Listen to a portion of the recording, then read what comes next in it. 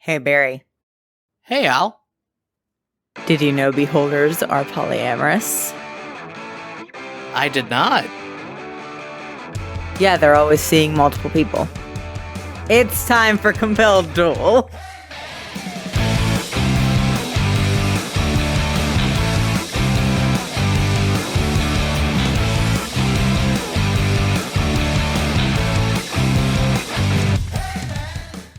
Hello, everybody, and welcome back to Compelled Duel. I'm Al. And I'm Barry. And we are a single-player, co-DM'd 5th edition Dungeons & Dragons actual play podcast. Previously on Compelled Duel.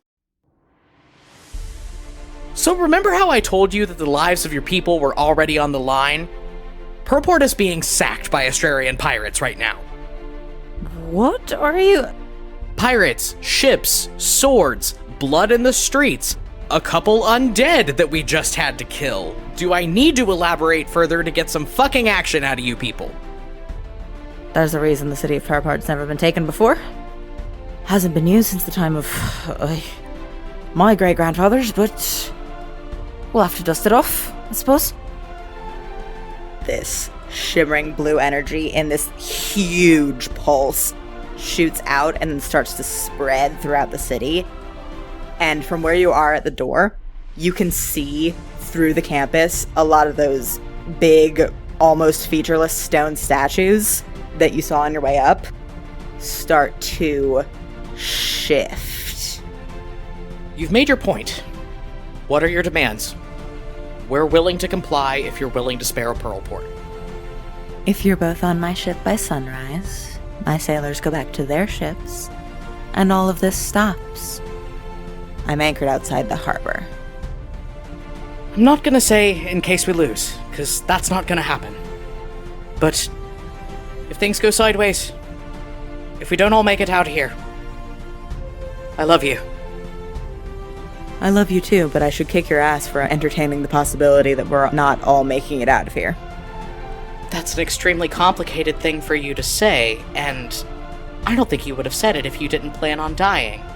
So I'm gonna kick your ass too. Defiance! You and I have a score to settle.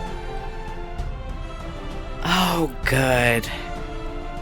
I was worried that you weren't gonna make this any fun. Everybody roll initiative.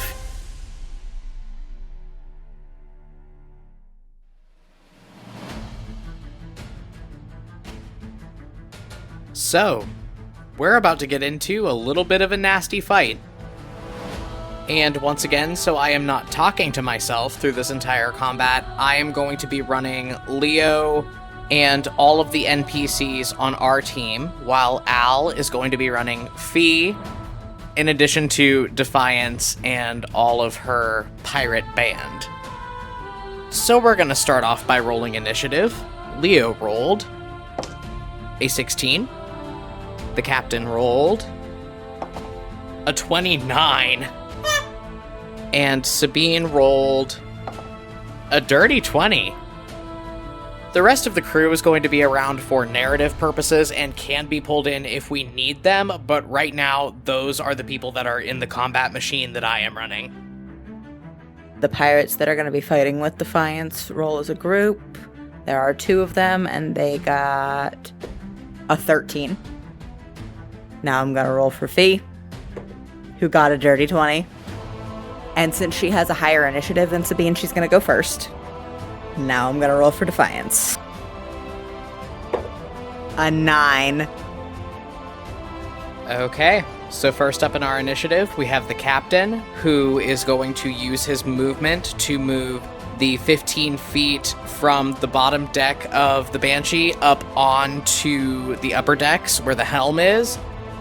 He's going to get within striking distance of Defiance and do one of his swashbuckler features, which is something called Panache.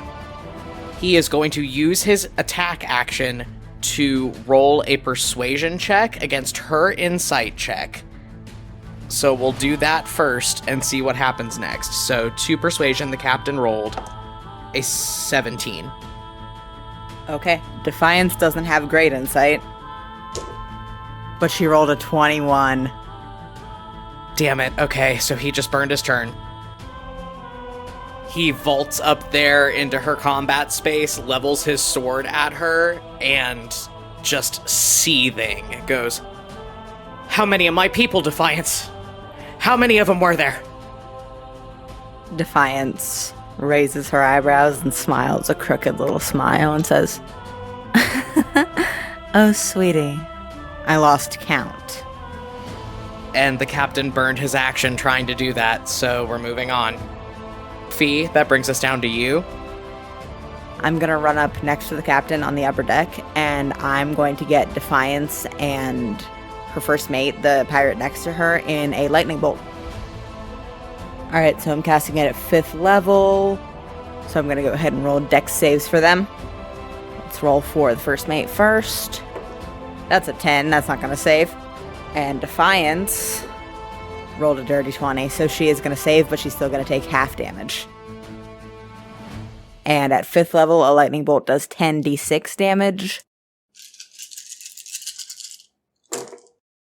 Okay, so to start with, that is 40.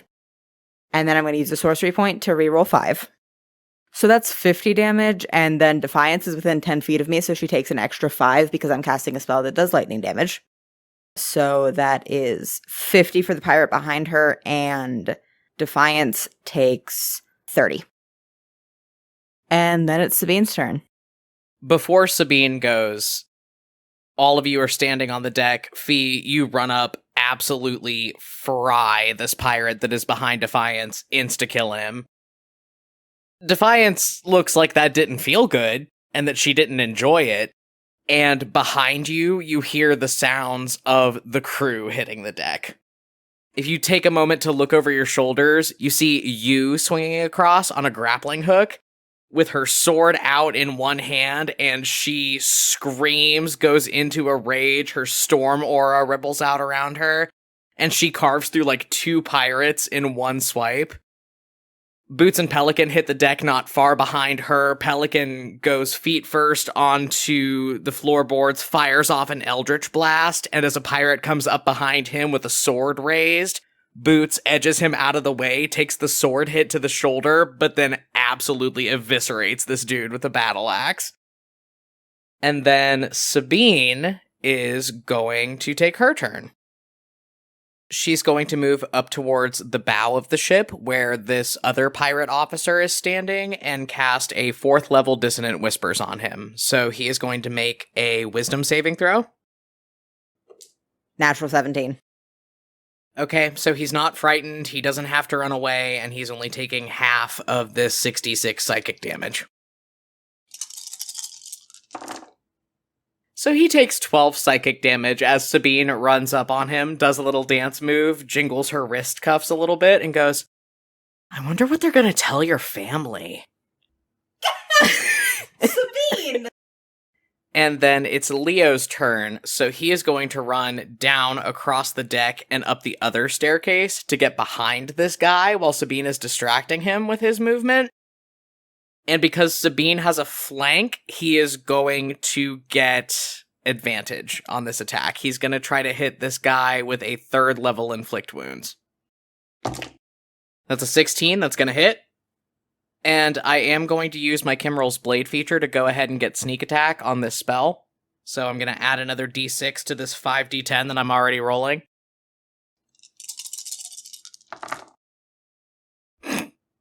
That is 45 necrotic damage, which is way more than Leo needed to be able to run up behind this guy while Sabine has him distracted, knife him in the back, dump this inflict wounds into him, and kill him dead in one stab.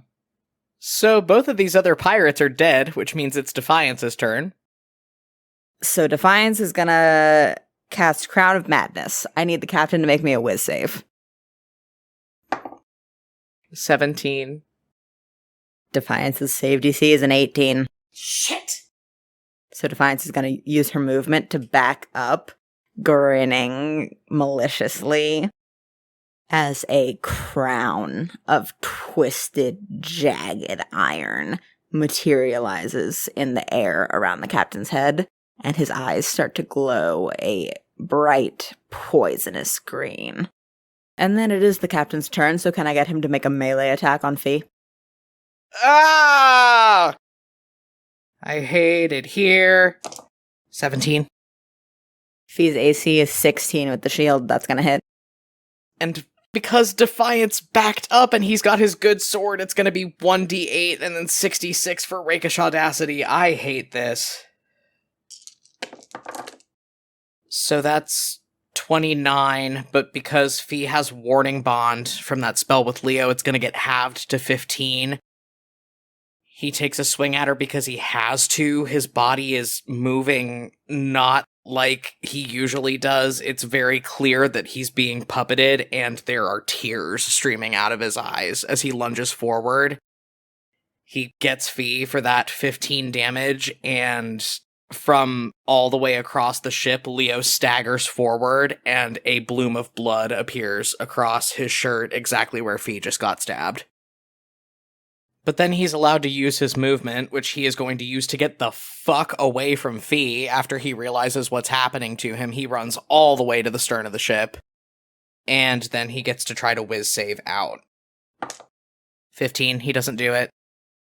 Fee, it is your turn. The captain has just stabbed you in the chest, and you get the feeling that it should have hurt way more than it did, but you saw Leo stagger forward and take some of that damage for you. And then he books it away from you and flattens himself up against the back railing of the ship and is just through gritted teeth grinding out, "Run! Run!" Fee's gonna bolt down the stairs and try to get towards the middle of the ship more. And then she's gonna use her action to cast a 5th level Witch Bolt on Defiance. Okay, roll to hit. Natural 15 is a 25. That's absolutely gonna hit. Roll damage. I'm gonna use another sorcery point to do Empowered Spell. So that's 50 lightning damage. So Defiance has to make a DC 25 con save to keep concentration on that Crown of Madness, which she can do. And because of her Warcaster feat, she gets advantage on the save. God damn it. One of those was a natural 20. Yep, she saves. The Crown of Madness is still up. And, insult to injury, Defiance is going to cast a 4th level Hellish Rebuke on Fee as a reaction. So Fee's going to make a dex save. 18, that'll do it. Yes. Defiance straightens up with a snarl, holds her orb out, and casts this high-level Hellish Rebuke. And the dark lightning in her orb starts to coalesce almost like smoke and go jagged and reaches out towards Fee. But here's the thing. Of this 5d10 damage, Fee only takes half because she rolled the save. And then she takes half of that because she is resistant to lightning damage. And then Leo gave her resistance to everything with Warding Bond. So she takes 1/8 of the full damage. So Fee and Leo both take 3 damage from one of Defiance's 2 4th level spell slots. So Leo and Fee both take this damage. From all the way across the ship, Leo flinches just a little bit as he feels the shock of the damage, looks down and sees what Fee has done as far as sloughing off all this lightning damage goes.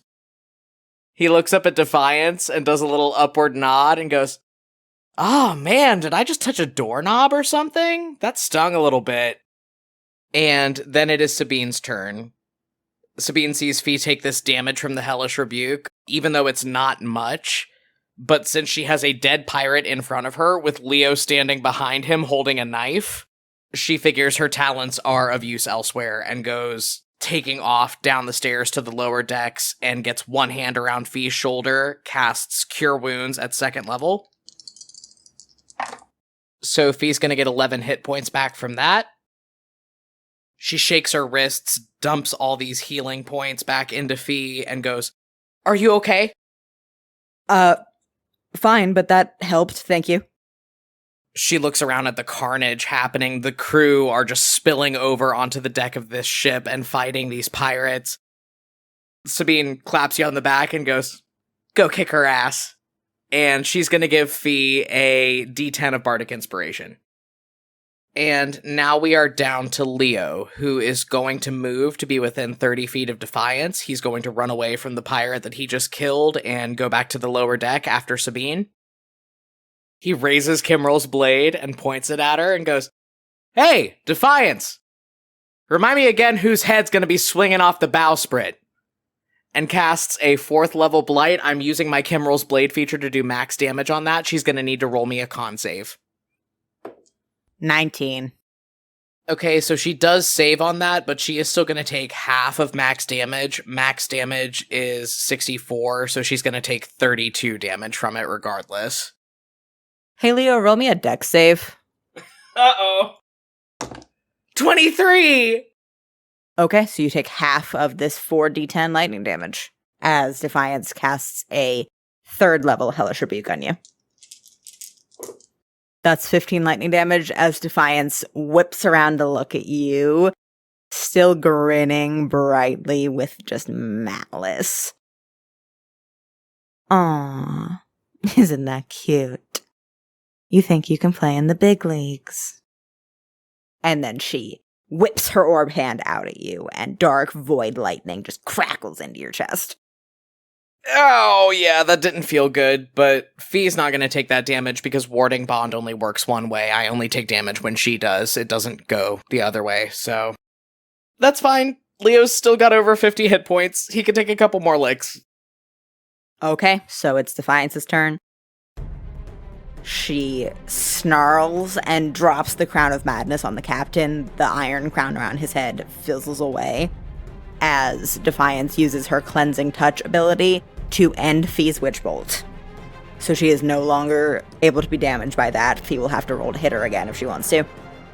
And then for her bonus action, she is going to use one of her lair actions, which allow her to call other members of her crew into combat to support her. She gets to do this 3 times a day, and she gets to roll 1d6 for how many of her pirates join in. It's a 5. Oh, okay. 4 of the bog standard pirates and 1 fully trained Ashurian battle mage dip out of the combats they're currently involved in, and their crew members swarm around who they are fighting with to give them the space to back out. And they all drop in ready to come to Defiance's defense. I've placed them on the map.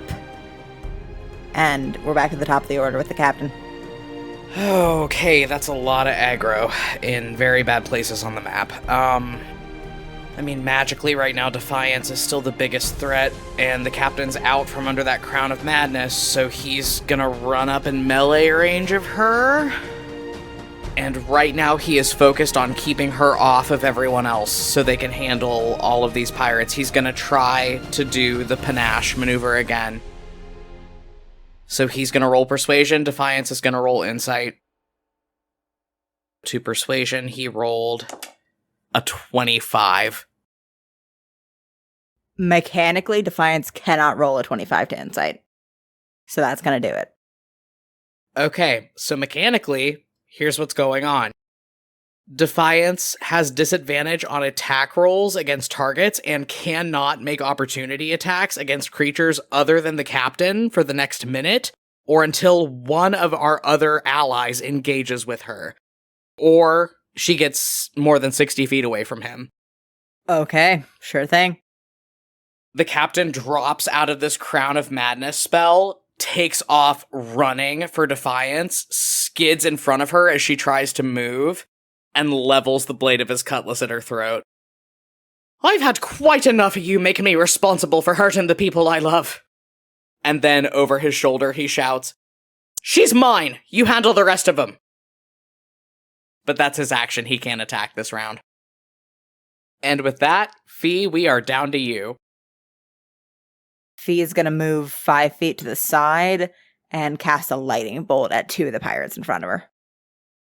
So that's going to be at 4th level. So I'm going to have them both make dex saves. That's a 19 and an 11. One of them is going to save.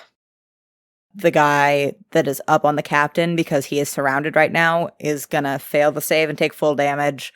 The one right in front of Fee is going to take half. I'm going to use Empowered Spell. So I'm going to reroll 5 of those. Okay, so that's going to be 35 lightning damage on the guy that's up on the captain. So half of that is 18 for the guy in front of Fee. But the guy that's in front of Fee, because he is within 10 feet of her, is going to take an additional 5 lightning damage. And then it's Sabine's turn. So what Sabine is going to do first is use one of her College of Glamour bard traits called Mantle of Inspiration. You are all within 60 feet of her, so what she is going to do is grant all of you 11 temporary hit points, and then allow each of you to move up to your speed without provoking any opportunity attacks. She does a very complicated dance move where she spins around, flicks her wrists, and then stomps her foot down. And as her bells jingle, a ripple of healing magic comes out from her and touches you, Leo, and the captain. Everybody kind of turns to look at her as this big wave of sound comes out when she stomps her foot down, and she just yells, "Go!" And then for her action, she's going to cast a 3rd level Dissonant Whispers at the pirate in front of her, so he's going to make a whiz save. That's an 18, so he saves, but he is going to take half of this 5d6 psychic damage. That was 23, so it's halved to 12. Leo is using his reaction to move his full 30-foot walking speed up onto the bow of the ship to get within attack range of this battle mage. The captain appreciates that temp HP, but he is standing his ground and remaining engaged with Defiance. Fee, are you headed anywhere with your reaction? I'm going to try to get between the captain and the guy that I hit with the lightning bolt that's going to stab him in the back any second now.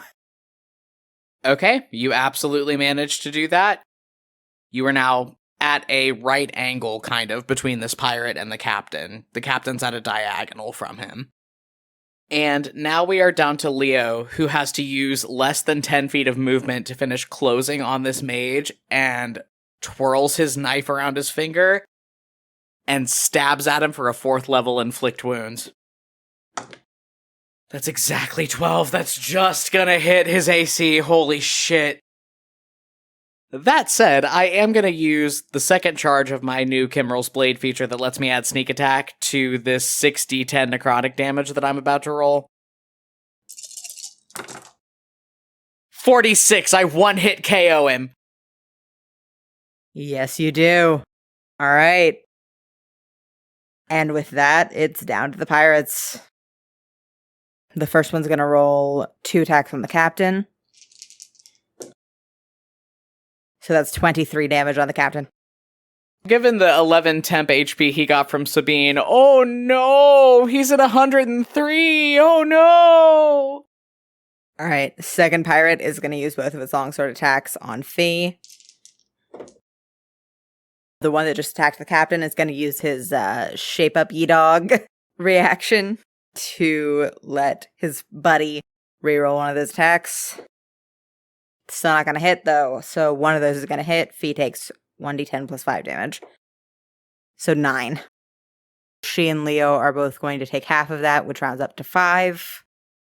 Third pirate's going to attack Sabine. Ooh! Oh! That's 2 natural 18s. Those are going to hit. Oh my god, Sabine. She's going to take 2d10 plus 10 damage. 19 damage for Sabine. And the fourth one's going to make 2 swings on Leo. One's a natural 19. The other one, the pirate fighting Sabine, is going to use his shape up ya dog. So that's a 15 on the die. Yep, that's a 24 and a dirty 20. So 2d10 plus 10 damage for Leo. 19. And then it is Defiance's turn. So first of all, she's going to use her action to use all 75 of her lay on hands points and give herself back those 75 hit points. So good for her, bad for us. And then she is going to use her bonus action to invoke another one of her lair actions and call in more pirates. Uh-oh. So I'm gonna roll a d6. A one. 2. Okay. And as Defiance calls out for reinforcements, 2 Ashurian battle mages turn their focus on you. Ah! One of them is up on the top deck near the front on a flank with Leo and the pirate that he's engaged with. And the other is down on the main deck, kind of behind a mast. So he is not in melee range of Sabine, but probably he's going to focus on her because he's closest to her. Oh, this isn't good! And then we are back up at the top with the captain.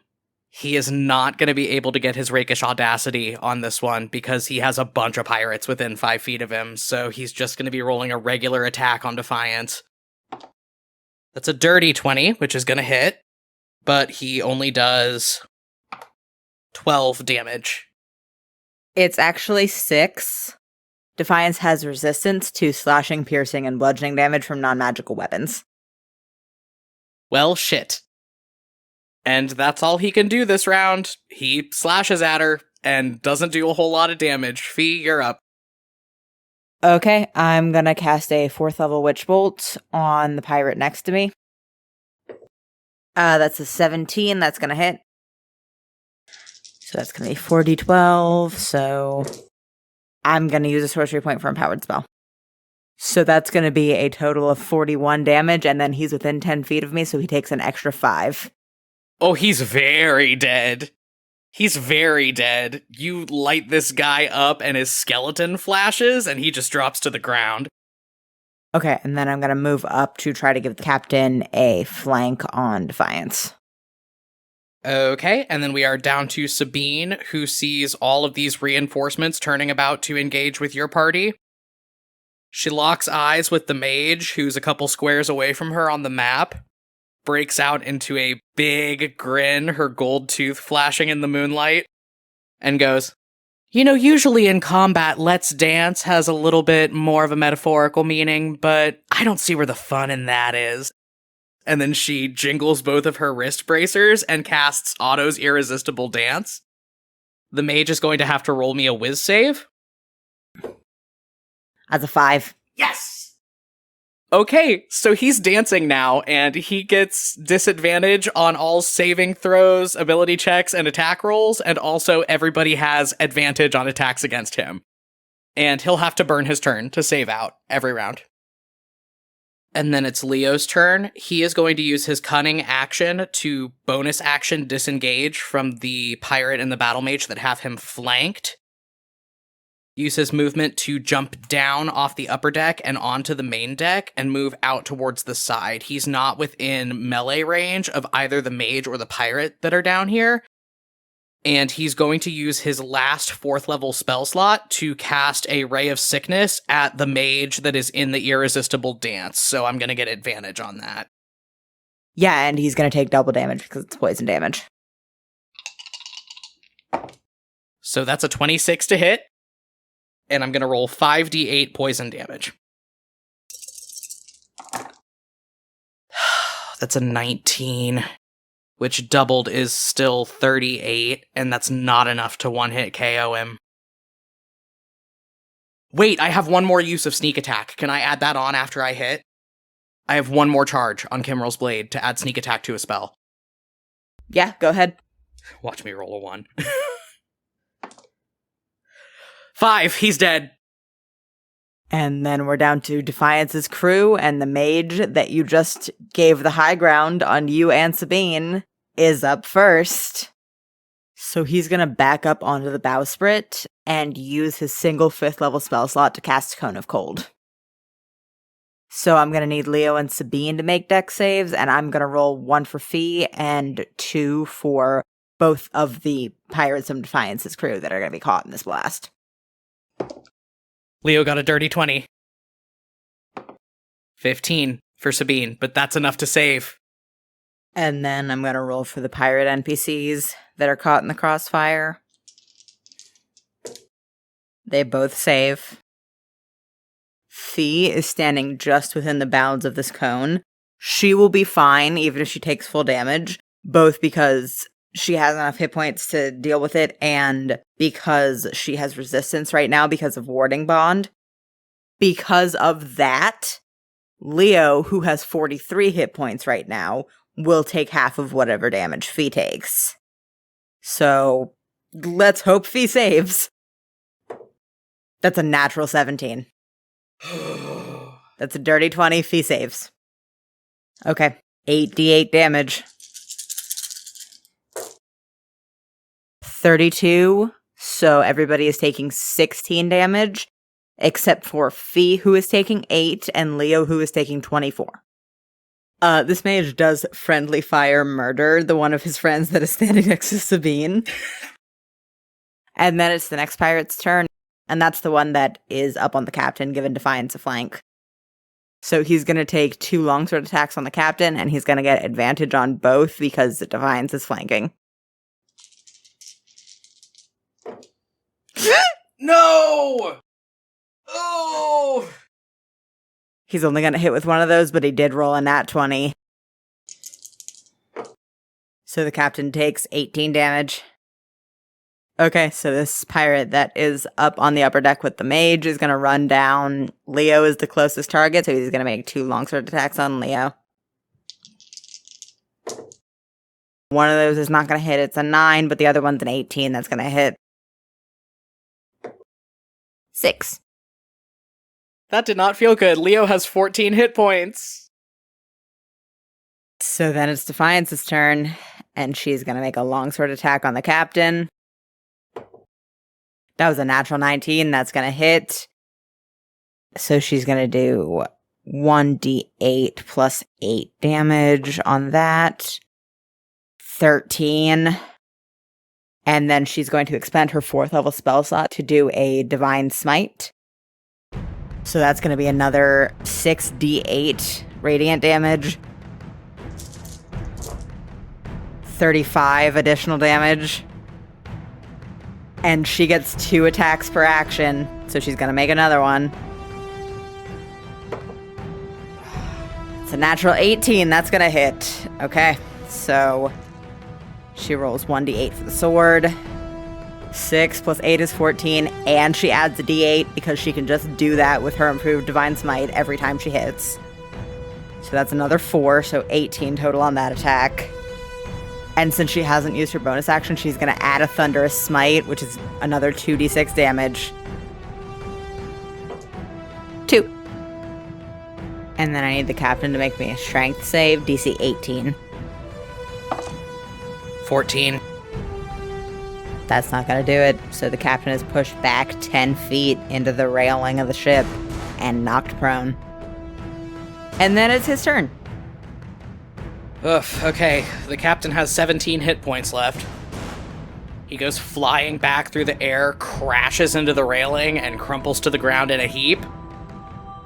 But then digs the point of his cutlass into the wood of the deck and gets back up.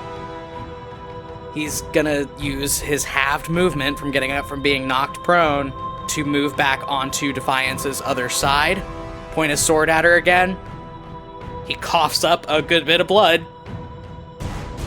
You want me dead, lass? You'll have to try a little harder than that. And because Fee's flanking her, he's gonna get advantage to hit her. 26.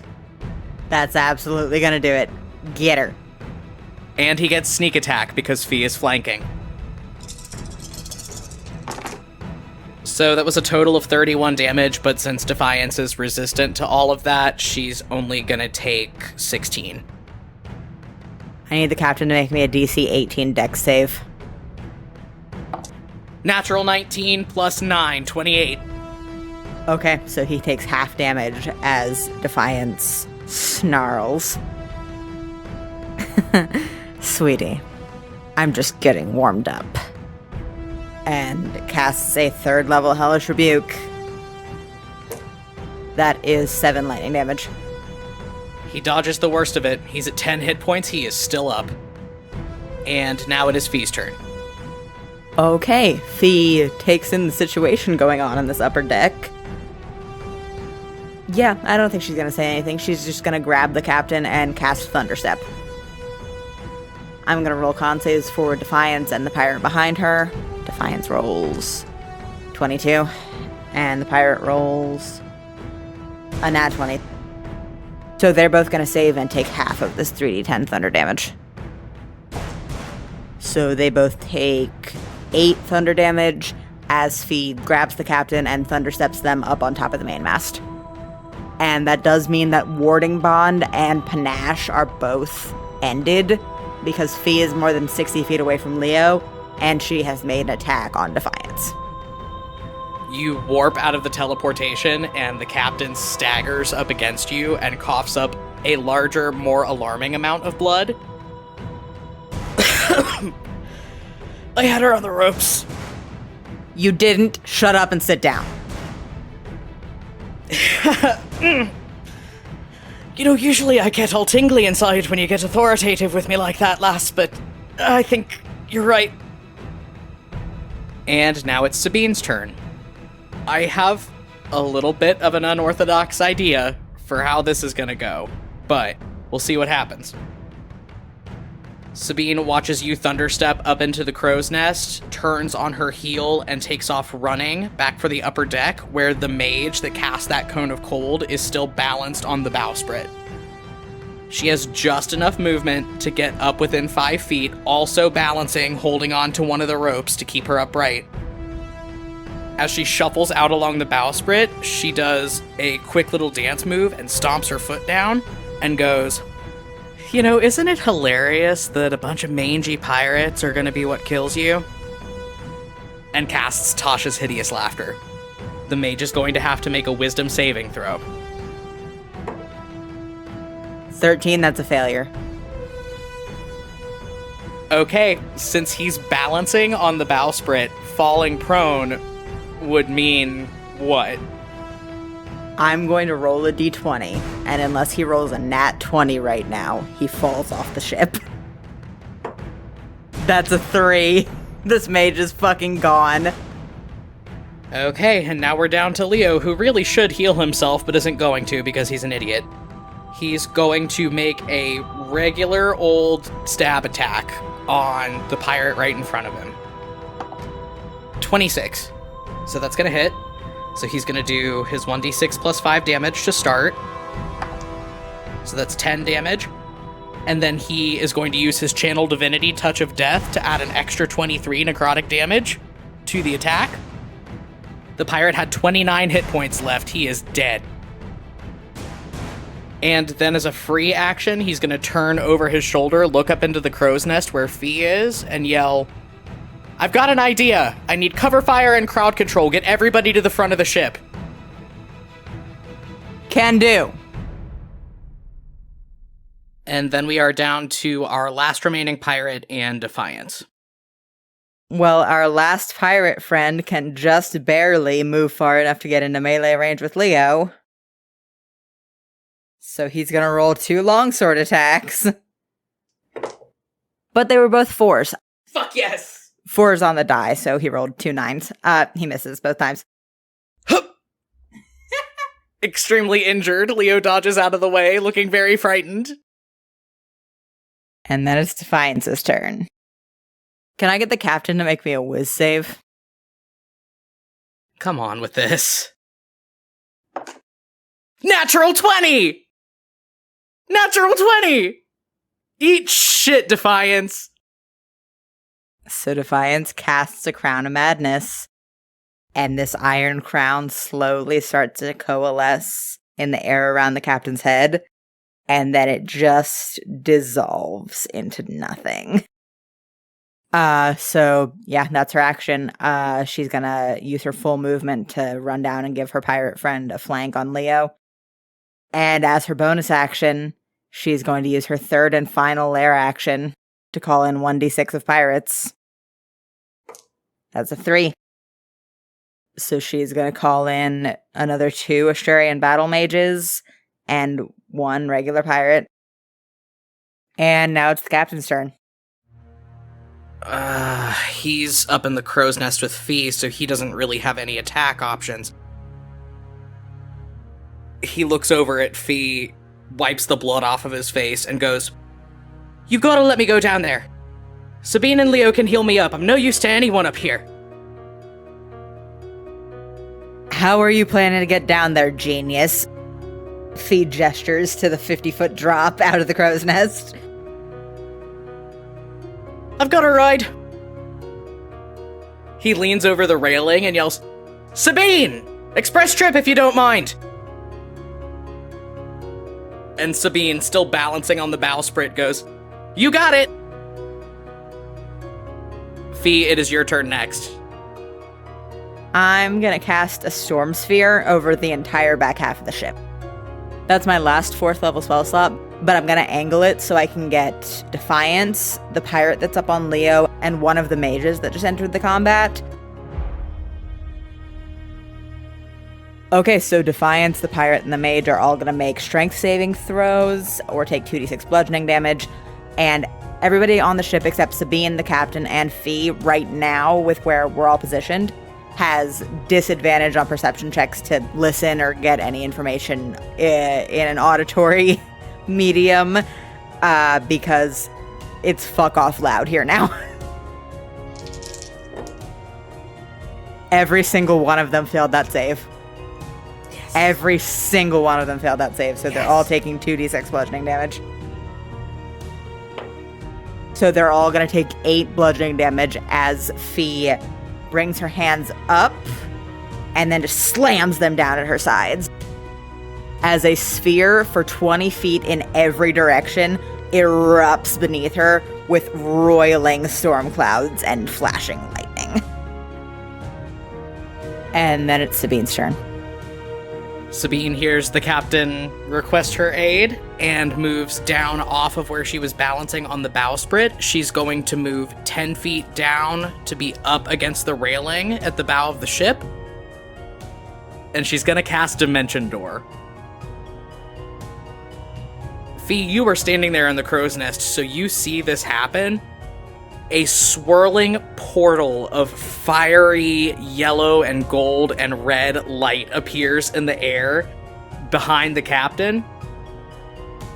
And then as a bonus action, Sabine is going to use another use of Mantle of Inspiration. So everybody gets 11 temporary hit points and gets to use their reaction to move up to their full speed, which will A, allow Leo to get out of this combat range with Defiance and the other pirate, and B, allows the captain to lean in, give you a quick kiss, "See you later, lass," and completely trust fall backwards into this dimension door.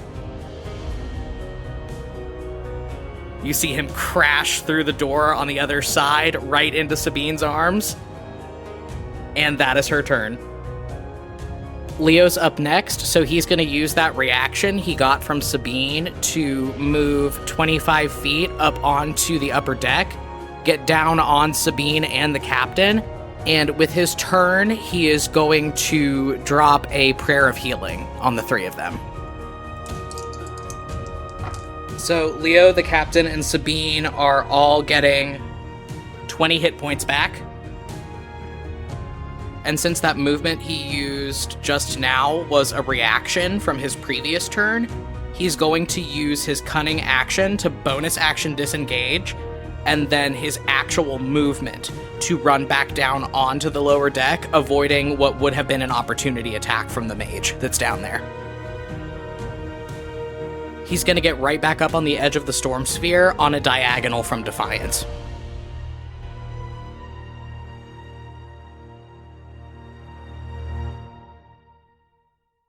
Up next is the first of our mage friends. The storm sphere is difficult terrain, so our mage friend here is going to have to use a dash action to get out. They're going to have to run right past Leo. Is he going to use an opportunity attack? No, I'm saving my reaction for someone else. Okay. And then it's the next pirate's turn. Pirate's going to use their movement to try to get up to the upper decks. And they start their turn in the storm sphere. So they're going to have to use 10 feet just to get out. But they do run up to the upper decks. and they're not within range to do a melee attack on anyone. And then it's the second mage's turn, and this is about to be interesting. And our other mage friend is going to use their single 5th level spell slot to cast a 5th level magic missile up on Fee. So that's an automatic hit. It's going to be 7d4 plus 7. So that's a total of 28 damage on Fee. So she's going to have to roll a DC 14 con save. She gets plus 6. That's a 16. Easily, Fee keeps the Storm Sphere. That eats up all of Fee's temp HP, and it puts her down quite a bit, but she is still standing in the crow's nest, and she still has the Storm Sphere up. And then it's our second pirate friend's turn. And this pirate's going to go for Sabine and make 2 longsword attacks. The lower one's a 15, so those are both going to hit. So Sabine takes 2d10 plus 10 damage. So Sabine takes 22 slashing damage. And then it's Defiance's turn. She's going to run up onto the upper deck. Leo, she pays you no mind. She just blows right past you. Do you want to take an opportunity attack? I've been waiting for this one. Turn it up. Dirty 20. That'll hit. Cool. I'd like to use my other channel, Divinity. So first off, she's taking 11 damage just from the stab with Kimrel's blade, and then she's going to take an additional 23. So that's 34 damage on Defiance. As she goes to run past him, Leo gets her by the back of the shirt and yanks her back, and into her ear goes, "You know, for somebody that was talking a really big game about how fun and easy this was going to be," and then he jabs the knife into her back, "you're looking a little worse for wear." Leo, make me a dex save. Yeah, I figured that was going to happen. Worth it. 16. That's not gonna do it. 23 lightning damage. Defiance whirls around, casts a hellish rebuke at you, bares her teeth in just a vicious grin, and says, "Hold that thought, kid. I got bigger fish to fry." And she takes her full movement to run up onto the upper decks. And then it's the captain's turn. Before the captain takes his turn, as a free action, Leo is going to reel back from that hellish rebuke and hiss in pain, but then turn around over his shoulder to look at the captain. "Captain, I would advise you to get the hell out of my way, preferably as close to the bow as possible. This is about to get interesting." And on his turn, the captain is going to listen to Leo for once in his life because he's not feeling good. He's going to move through Sabine's space, which is going to cost him 10 feet of movement instead of 5, but then get up around the other side of her to where they are now both flanking one of the pirates. And he's going to roll an attack with advantage for that. 18, that's going to hit. And because Sabine is flanking, he gets to use his sneak attack on this. 25 damage on the pirate. And then Fee, it is your turn. I'm going to use a bonus action to call forth lightning from the Storm Sphere and make a ranged spell attack on the pirate that is between the captain and Sabine. That's a 27. That's absolutely going to hit. I'm going to use Empowered Spell to reroll some of these. That's going to be 20 lightning damage. And that is literally the exact amount of damage you needed to kill this pirate. You see the captain stab him once, and the pirate raises his longsword to riposte the attack, and you just fry him with this lightning bolt, and he drops to the deck dead. And then I'm gonna thunderstep myself back down to the deck next to the captain and Sabine. And then it's Sabine's turn. Sabine smirks back over at Fee as she teleports down onto the deck next to her and the captain. "Welcome back. Impressive work." And then she turns over to the captain, who is still very bloody, and goes, "What did I tell you about picking fights? and then reaches out to press her hand to the side of his face, flicks her wrist a little bit, and casts a 4th level Cure Wounds on him. Unfortunately, Sabine rolled ass, so the captain only gets 16 hit points back from that, but the gesture is appreciated. And now it's Leo's turn. Like Leo said, he had an idea. I want to ask some questions, since you are kind of the person controlling the battle map right now. I have a spell from my Death Cleric sheet called Anti-Life Shell that casts a 10-foot radius sphere around me. If I were to stand in the middle of the ship, which is 20 feet across, and cast this, and I happened to be standing on the same column in the grid as the 2 mages that are here right now, what would happen to them? Because all living creatures, anything that is not undead, gets hedged out when I cast the spell.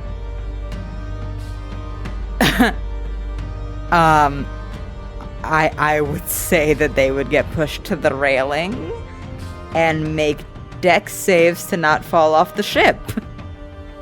Okay, you should do that, because I've been sitting on my 1 5th level spell slot for this entire combat, and Leo runs up along the wall separating the main deck from the upper decks, gets right in line with these 2 mages, and throws up an anti-life shell to keep anyone else from escaping down off the upper deck. Okay. Both of these mages rolled natural 1s to their dex save. I am not shitting you. Look at my dice tray right now. Fuck yes! With 2 nat 1s, I launched them. Yeah, you fucking... You cast this anti-life shell, and both of these mages just instantly off the boat. They get scooped as if by like a snow shovel. Just whoop! Gone. Fucking gone. The rest of the crews of the Banshee and the Moray and the ship have been fighting around you. So I do think, as this sphere just pushes people away, most people kind of catch themselves on the railing. Pelican was fighting somebody about 5 feet in from the edge of where this sphere is. So the space around you gets completely cleared out except for Pelican, who's just standing there with a knife in hand and goes, huh? Oh yeah, Pelican, you're good. The bird says, oh dear. And then Pelican shrugs and starts casting a spell. Leo is not using his movement this turn. He is standing his ground with this anti-life shell up because right now he effectively has Defiance penned in at the bow of the ship, and it is 3-on-2. It's down to the pirate and Defiance. The pirate is going to go for the captain since they are right next to each other. That's going to be 2 longsword attacks. And one of them is going to be rolled with disadvantage because Fee is standing right there. First one's a nat 20. Second one is a 2, so a 7. But one of them was a nat 20, so that's going to be 2d10 plus 5. Captain takes 20 damage. The captain takes 10 damage. He uses Uncanny Dodge. All right. It's Defiance's turn. She's going to run up on Fee and try to hit her with her longsword. First attack is a 22. That's going to hit. Second one. Second one's not going to hit. Defiance is going to run up on Fee, bring her sword up, and say, you know, I know I was supposed to bring you in alive, but mistakes happen. And she's going to hit with that longsword attack, and she's going to add her Divine Smite using a 2nd level spell slot, which is going to let her add 3d8, and with improved Divine Smite, she gets another d8 automatically, plus her 1d8 from her actual sword. And she's going to cast Thunderous Smite to add 2d6. So I'm gonna roll all that fucking damage right now.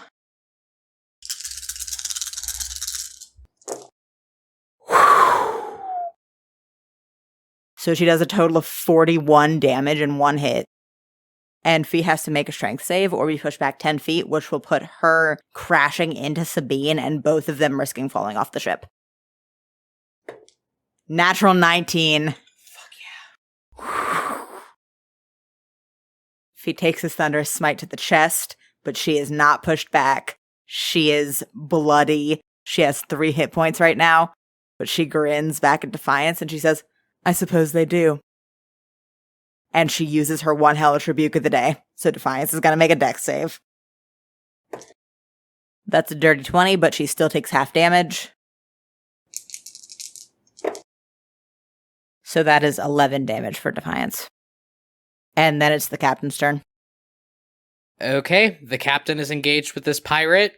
Fee is within 5 feet. She's flanking, so he's going to get sneak attack and advantage. That's an 18. That is going to hit him.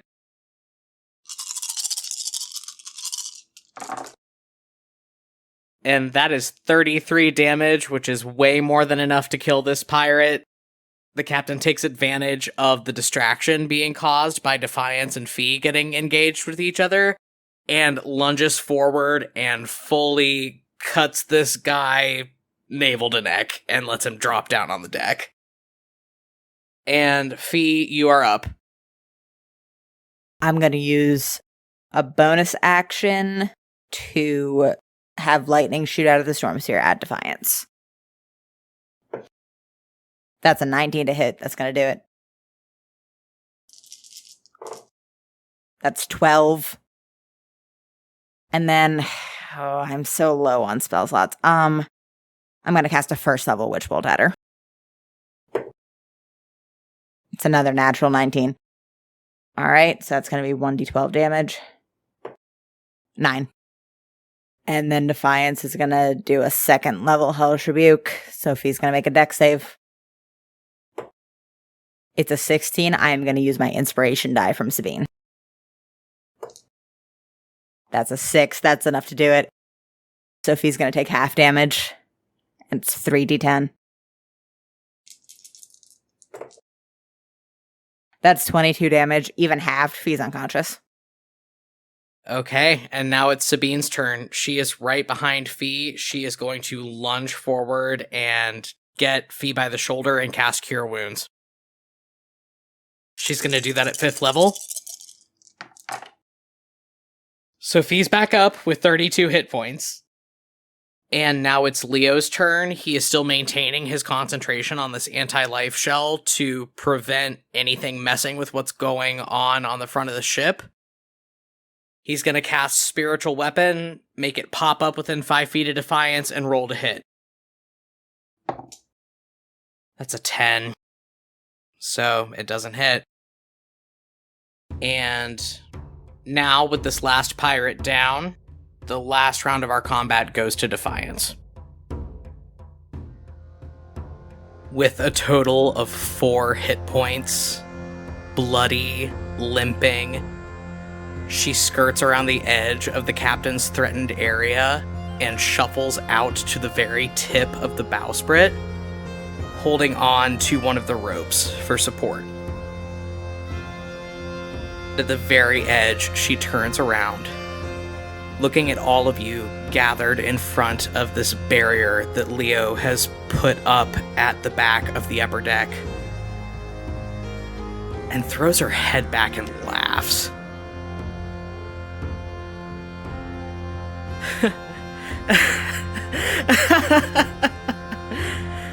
You're all out of your fucking minds! She snaps her head around to look at the captain. What, you think that you're gonna stop it? You and your little fleet against the entire collected might of Astraria? And then she turns to look at Sabine. And you want the truth so bad, but if you knew it, it would turn your stomach. She looks over at Leo, still holding up this spell, keeping his concentration. You want that throne so bad. Do you know what it sits on top of? And finally, Fee, she turns to look at you, still gripping this orb of void-like lightning in her palm. And you! I think you're the saddest one of all. Putting all your faith behind the broken shell of a dead goddess. Believe you me when the chips are down, when it really matters. The Stormbringer's not gonna help you. Just like she didn't help me. I've seen what you're trying to stop. I've seen what's coming for all of you. And I just hope I'm there to see it when it finally takes you. And then she turns around and jumps off the ship. She's going to make an athletics check to not take any fall damage from jumping into the ocean. Natural 17, she definitely does it. And she's going to use the remainder of her action and her movement to dash swim away from the ship. The crew is easily able to handle the rest of the combatants left on this ship, and before long, you are all standing in an eerie, death-soaked silence. So, that combat sucked. Just for posterity, let's talk about where we all are right now. The captain's at 46 hit points. Fee's at 32, and has 3 second level and 4 first level spell slots left. Sabine's at 72 after a good bit of healing magic, and has a couple of each level except 5th of spell slots left, because bards. Leo is at 22, and has 1 second level and 3 first level spell slots left. This sucked. This sucked so bad. Leo, roll me perception really quick. 27. As you are all gathered around the bowsprit after Defiance jumps off of her own ship, you start to see out of the corner of your eye the approach of dozens of Asturian sailing vessels. Well, shit. Okay, friends, 2 critical points about our next steps. First of all, should we, go after her? The captain wipes some blood off of his mouth and says, the sharks will handle it. Excellent. That's probably the optimal solution to that problem, given that the second one is that we have incoming company. Everybody turns to follow your line of sight. Sabine curses colorfully and at length. The captain, scrubs a hand over his face. And Fee says, well, it would serve us to get the fuck out of here, it seems. Post haste. And go where? We can't go back to Pearlport. That defeats the whole purpose of everything we just did. I don't know. We'll go somewhere else to figure things out. Somewhere else. Alright, we're down to the wire, and I have a little bit of a crazy pitch. The captain says, well, given how close we're shaving things, crazy might serve us well here. I think we might have just solved our blockade problem. We need a way to get through it unnoticed, and we're standing on one of the flagships of the Australian Navy right now. We're on Defiance's boat. There's a pause as the ships are getting closer. Sabine starts to grin crookedly, and she says, well, and ostensibly, we have Defiance. Okay, Sabine, I'm trying really hard to not be mean right now, because I get that there was a lot that just happened, but did you, fully miss her big supervillain monologue, followed by her jumping into the water? I need to clarify that. Sabine raises her eyebrows at you, and she says, did you, fully miss that I'm the greatest bard that's come out of Australia in the last 5,000 years? And then she raises a hand, snaps, and casts Disguise Self, and you watch, like, the physicality of her melt into Defiance. Oh, that is super fucking unsettling. The captain says, "That's nightmare fuel is what it is. Turn it off." And Fee says, "Can't help but agree. Very disturbed by this." Sabine, in an extremely Sabine and extremely not Defiance move, sticks her tongue out at both of them, and then turns back to you, Leo, and it's still her voice, almost, and still very obviously Sabine's mannerisms. She says, "I mean, I'll have to work on my Defiance impression to fool anybody, but..." You just have to fool him as we're sailing past him at full speed. Let's go. She turns the disguise self off. Leo looks over at the captain. How long do you think we have before those ships catch up? The captain looks at the approaching ships, clicks his tongue, says, 15 minutes at the most. Fee, do you have the juice left to make him sail into the wind? If I go ahead and fuck with Fee's spell sheet, she has just enough juice to cast a control winds. So she's gonna go ahead and do that. It's a 100-foot cube out in the middle of the Pearlport harbor, just gusts blowing ships back. Alright, so now we're looking like closer to 20 minutes. The captain nods, scrubs a hand over his mouth, and then he yells over at where Miriam Adler is wiping blood off of her cutlass. "Miriam, you think you can run things around here for a few months?" Miriam looks up, raises her eyebrows, and says, I think I could manage that." The captain nods back at her, and he says, "Right, it's yours then. Muster all of our people that you can. Protect the oils." And he looks around at the rest of the members of the fleet that are over on the Banshee, cleaning up from this combat, and yells, "We'll need about 15 to run this tub. Anyone that'd like to see Vogvaldar, you're welcome to stay." And the situation starts shaking out. Most people jump back over. You see the captain ushering Boots and Pelican back across to the ship. And you, stomps her foot and says, "Well, you're not leaving me behind here." And the captain pinches the bridge of his nose and says, "Look, the fact of it is, Miriam's going to need help to run things. And you are one of the most authoritative people that I know. And I'm not risking you on a fool's run across the Australian blockade." There's a long pause. And then you just lunges forward and hugs him. And you hear her say, "You better come back, all right?" And the captain reaches up and pats her back and says, "I was planning on it. Now get on over there, all right?" Sabine from behind them yells, "And send Lorelei back if you could." You says, "She gets to come." And the captain just raises both hands and goes, "Not my decision." And you jumps the gap back to the ship, grumbling. Lorelei stops before she jumps onto the Banshee and is just holding one of Glass's hands like two kids about to be separated after summer camp. It's very adorable. But then she's gonna walk one of the boarding planks over to the Banshee. Yeah, I'm assuming things on deck are still pretty bad looking.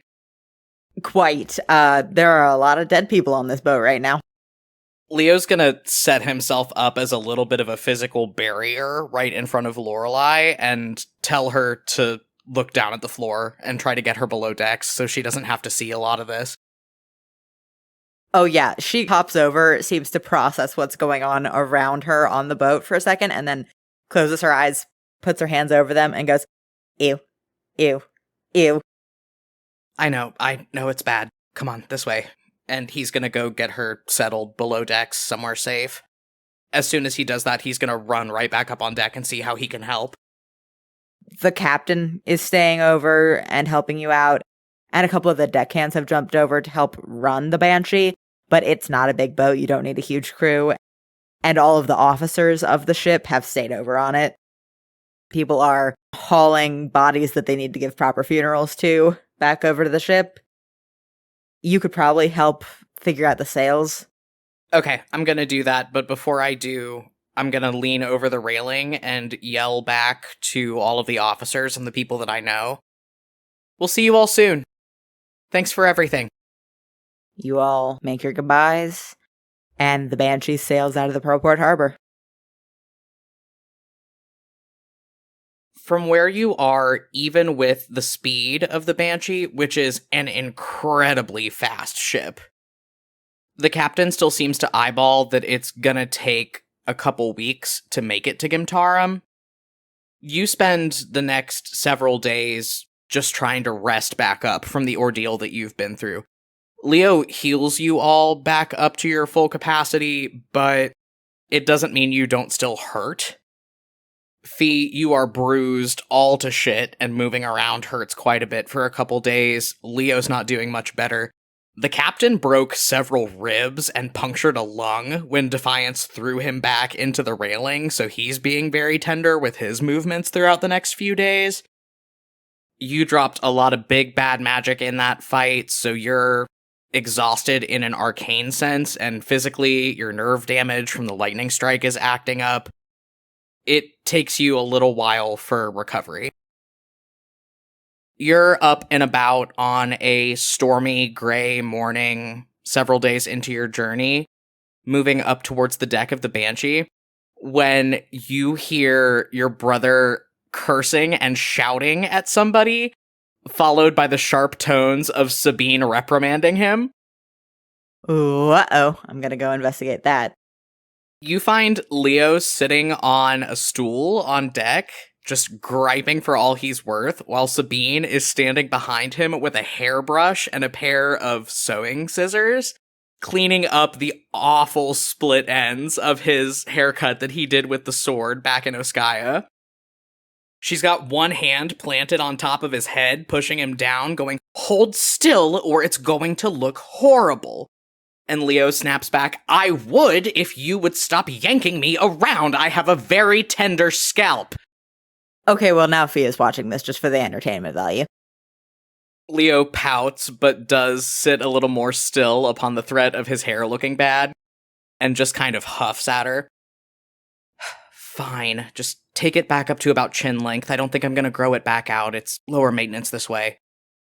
Sabine finishes cleaning up his haircut, at which point the captain comes walking across the deck, still being very tender with his movements. You notice he's keeping his arms tucked really close to his chest. "I have to say, lad, you struck me as an honest person until I heard you put low maintenance and yourself in the same sentence." Fee pipes in. "You should have seen his hair care routine when it was down to his hips." "What will it take for you people to leave me alone?" I think you, the captain, and Sabine, all three, share a laugh at your brother's expense. The captain laughs and then winces. "Ah, shite. Ugh, anyway. Sabine, captain's quarters for a minute, if you don't mind." Sabine frowns at him for a second, but then finishes up the last couple snips on Leo's hair, and then follows him across the deck and through the door of the captain's quarters. You're just left sitting there with Leo, who is fluffing his hair out and checking his reflection in a small hand mirror. "Does the back look okay? I'm afraid she went for, the stacked look, and I'm not trying to look like somebody's mom right now." Okay, I checked that Leo's hair looks okay. It looks fine. It certainly looks better than it did yesterday. You've been impressively blasé about how it looks for the last few months. Why the sudden attitude change? Well, other than that Sabine is the first person I've met in as many months that has an actual fashion sense that I trusted to help me with it. Insulted. Go on. Good. At any rate, we're gonna be back in Gimtarum soon, around people we know and our friends, and I don't want to run back into people I know looking like a hot mess, is all. Why are you asking so many goddamn questions, Fee? She's gonna, sit next to him very primly, prop her chin up on a hand, and say, "So, we're worried about running into people we know? Anyone in particular? Perhaps someone 6'2", long hair?" Emphatically not. Leo winces pretty hard. Look, if all of this has taught me anything, Fee, it's that I shouldn't go where I'm not wanted. And Zed made that explicitly clear. I'm not wanted. So, I'm done pursuing that line of thought. But I know that if I run back into Mia, who you haven't had the displeasure of meeting yet, and my hair looks bad, I'm never going to hear the end of it, so I just let Sabine give me a haircut, okay? It is that simple. Alright, I'll stop pushing. She, reaches out and tugs on his hair a little bit. Ow! What part of tender scalp did you not hear, you asshat? It looks fine. Stop stressing about it. While you're in close enough proximity, he reaches out and flicks you in the forehead. Ow! Hey! Look, fashion choices aside, I know we've got another week or so to come up with a more concrete plan, but we really need to be thinking about what's going to happen when and if we get past that blockade.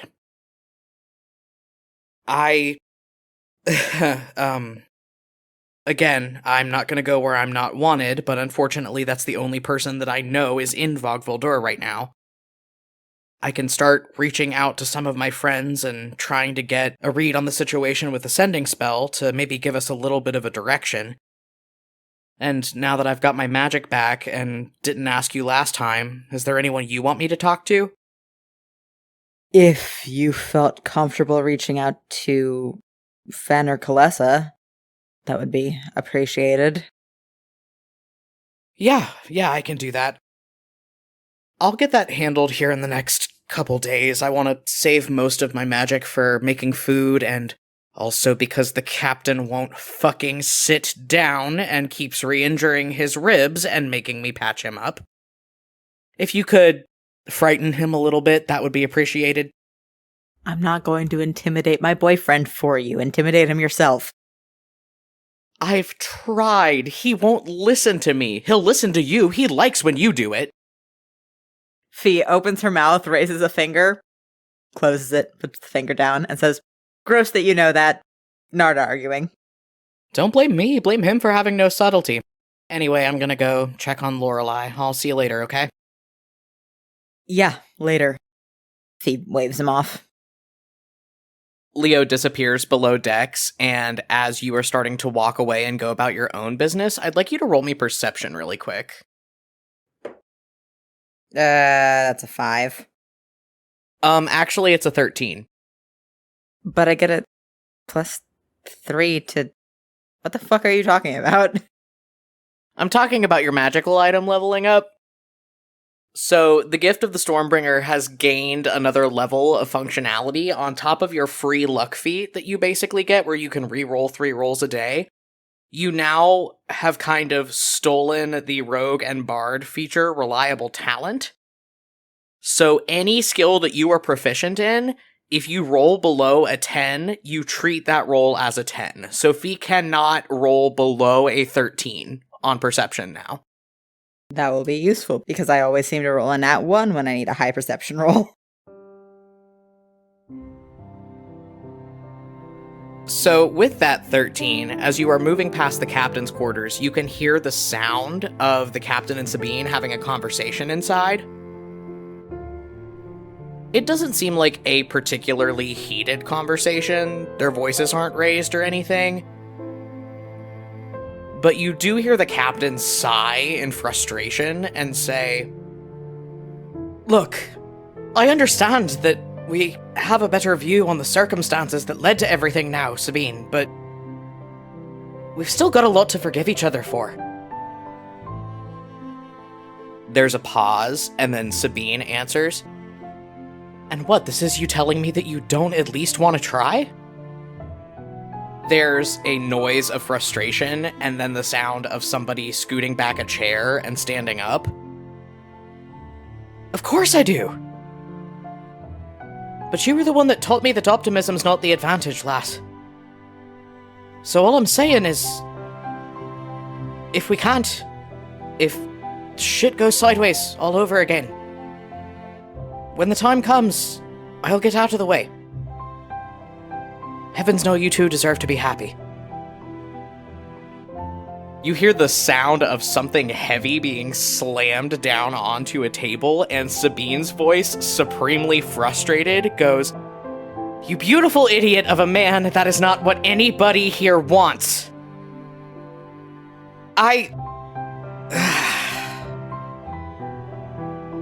You love her, right? There's another pause, and the captain goes, "Aye. And do you still love me?" There's another longer pause, and he is barely audible from the other side of the door as he says, "I never stopped." Sabine makes another supremely frustrated noise and goes, "Then that's it! You realize that literally can be it, right? I cannot believe I am saying this to you, the captain! Why are you overcomplicating this?" I can't look at you right now. And then you hear footsteps, and the door swings open right in front of your face with a frozen Sabine in the doorway. "Oh. Hi, Fee. Fancy seeing you here." Hi. I heard you two arguing, and I figured I should stop and make sure everything was okay, because the last time you two argued, there were knives involved. Sabine gives you this wobbly smile like a woman who is on the absolute edge. "Well, to be fair, there are knives involved in many of our interpersonal interactions. Will you please do something about this man before I kill him?" And then she pushes past you out the door and walks away. You look inside this captain's quarters. You realize at this point that you haven't seen the inside of it yet. Everybody's kind of been staying in the crew's quarters since it's a smaller group of people sailing the ship, and also you reckon that the captain and Sabine would both feel very fucking uncomfortable sleeping in Defiance's room. It's a very richly appointed captain's quarters, table full of maps, little dining suite. The captain is standing up behind the little dining table, leaning on it heavily for support, and his breathing is a little rough as he has his other hand pressed up to his ribcage. "Don't worry, lass. You'll hear when I really fuck up. That's when Sabine starts throwing expensive dishware." I don't know why you try to argue with her. Sabine doesn't start fights that she doesn't think she can win. "'Cause I'm a perfect storm of belligerent, stupid, and tenacious, and she knew that when she married me." Yeah, we have that in common. Maybe she'll leave the two of us to be stupid and tenacious on our own. Would that make this easier for you? He kind of frowns at you, and then pulls the chair that he had just stood up from back out so he can sit back down. "You know, the sad thing is I can't tell if you're asking that in good faith or just to be contrary. Either way, the answer's no. I don't think that'd make any of this easier for any of us." Neither do I. And yet, we have to have this conversation.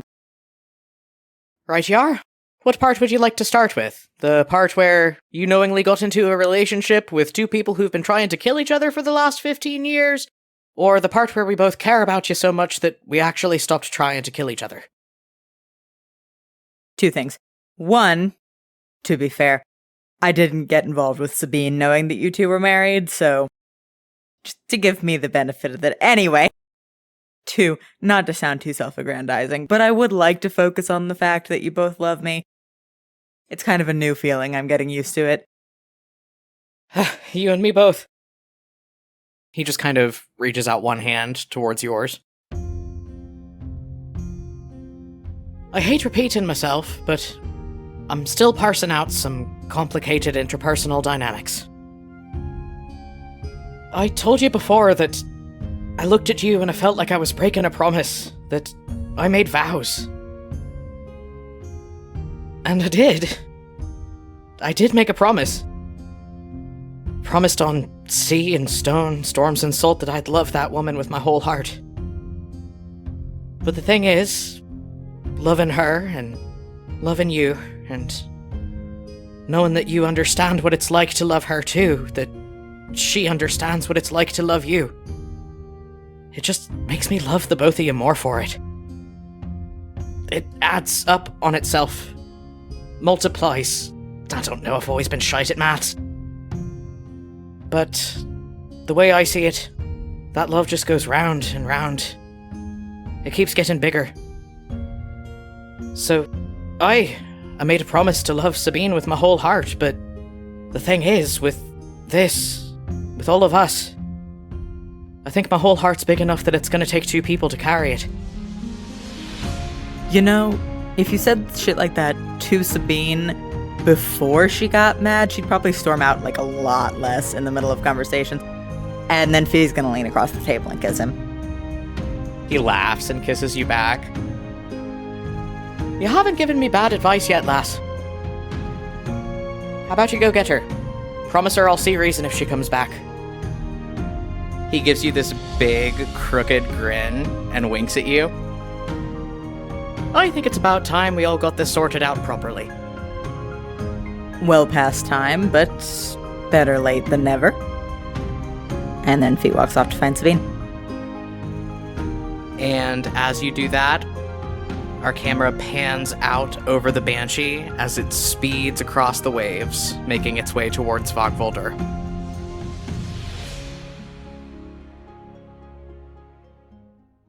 And that's going to do it for us for this week. Woof! I mean, yeah, we all almost died, but Fekul finally got their shit together, so I guess the DMs giveth and the DMs taketh away. I'm having a blast. But we'll see if that continues next time on Compelled Duel.